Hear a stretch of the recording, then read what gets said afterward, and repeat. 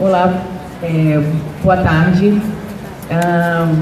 Soy de Brasil, vou falar em português também. Vivo numa cidade interior do Rio de Janeiro, Volta Redonda. Sou formada em arquitetura e urbanismo e nasci numa cidade de médio porte, onde a gente convive com uma indústria, uma das maiores siderurgias do país. Ela ocupa hoje 20% da área urbana, possui 10% de empregos diretos e emprega talvez 50% indiretamente na cidade. E a gente quer chamar a atenção, porque às vezes a gente dá muita atenção às capitais e esquece, de repente, que cidades menores também pode ter um benefício muito grande. No nosso caso, a gente tem problemas equivalentes a qualquer capital. Nós estamos comparadas às cidades principais do país, capitais, as 5 mais populosas. Volta Redonda hoje é a terceira no ranking proporcional habitante-carros. Isso é alarmante, porque se a gente continuar crescendo neste ritmo, nós teremos problemas gravíssimos quando chegarmos a ser uma cidade grande. A nossa frota automobilística cresceu 10 vezes mais que a população nos últimos 10 anos. Isso é gravíssimo. Obviamente, no incentivo muito grande que vem sendo dado ao automóvel em relação à vida humana. Volta Redonda não é diferente. E aí, meio ao caos, é uma cidade predominantemente industrial, metalúrgica, e que ainda existem pessoas que andam de bicicleta. Desde 1940, ela era uma cidade amiga da bicicleta e que, com o tempo, hoje nós temos apenas alguns heróis da resistência. E o que aconteceu? Eu fui conhecer cidades amigas da bicicleta. Amsterdã, Sevilha, Frankfurt. E como arquiteta, eu acabei decidindo por projetar uma malha cicloviária. Essa malha cicloviária hoje está baseado numa informação básica que eu observei visitando essas cidades.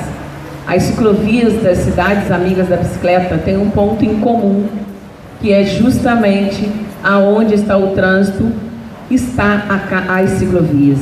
Então não adianta querer projetar ciclovias em vias secundárias. As pessoas se sentem seguras aonde existem pessoas e os ciclistas não é diferente. Então, eu visitei Frankfurt, Sevilha, Amsterdã e Copenhague e comecei, a partir da experiência vivida nessas cidades, optar por projetar uma malha cicloviária para a minha cidade também. E essa malha cicloviária, quando foi colocada na internet, acabou gerando uma espontaneidade de pessoas que se identificaram pelas rotas criadas. Os pontos em conexão são ginásios, escolas e praças. E a cidade tem um pouco mais que 6 quilômetros de raio, o que é perfeitamente amigável. Mas nós temos no poder, há 20 anos, um governo que não se importa com isso. E o que fazer?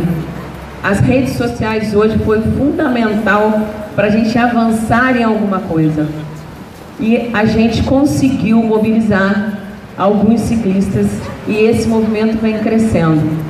Então a gente conseguiu mobilizar atletas, transporte público, ciclistas urbanos, e as pessoas também começaram a criar o Bike Angel. Então pequenas células de intervenção fez com que as coisas caminhassem.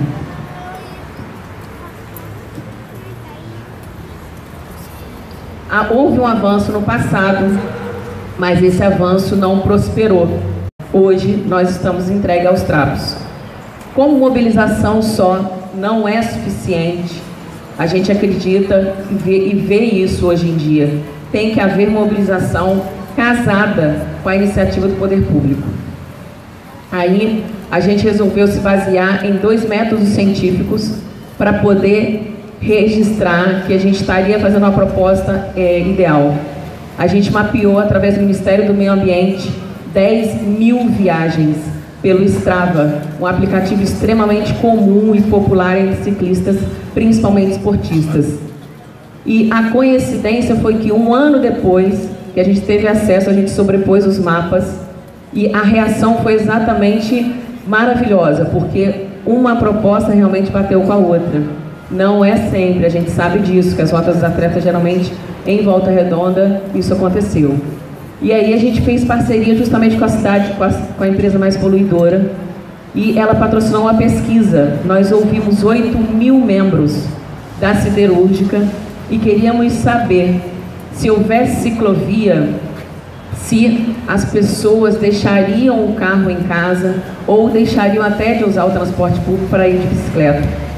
E o resultado foi fantástico. A gente conseguiu levantar pelo menos essa pergunta até agora, porque nós estamos trabalhando nessa pesquisa, que 78% dos entrevistados só na usina optariam sim pela bicicleta. Obviamente, uma empresa de transporte público não quer perder esse índice e, obviamente, a indústria automobilística também não quer esse índice. Mas isso existe e é real. E para a nossa cidade é fundamental. E a gente respeitando que existe uma porcentagem de pessoas que não querem e que, obviamente, a convivência tem que ser pacífica. A questão é que a gente quer chamar a atenção das pessoas aqui envolvidas com políticas públicas.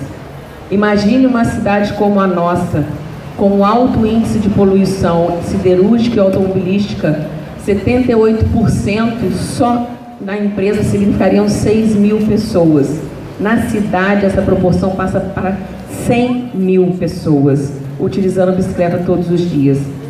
Se cada uma delas deixar de percorrer de carro pelo menos 10 quilômetros por dia, estaremos poupando na cidade 200.000 árvores.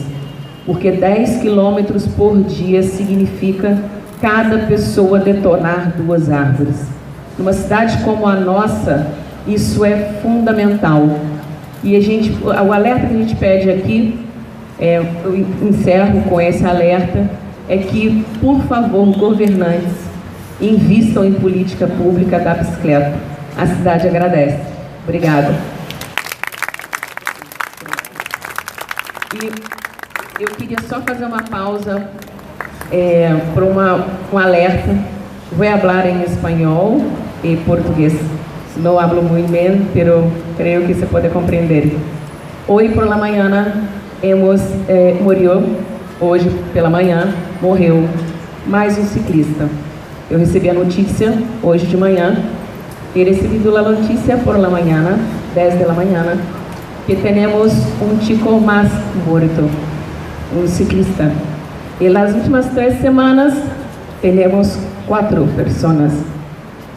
Este senhor era um trabalhador como outro qualquer. E poderia ser meu irmão, poderia ser meu padre, poderia ser de sua família. Vamos fazer uma gosta bike de novo. Essa pessoa poderia ser da sua família, poderia ser seu irmão, poderia ser seu pai. Nós vamos fazer uma ghost bike para ele semana que vem.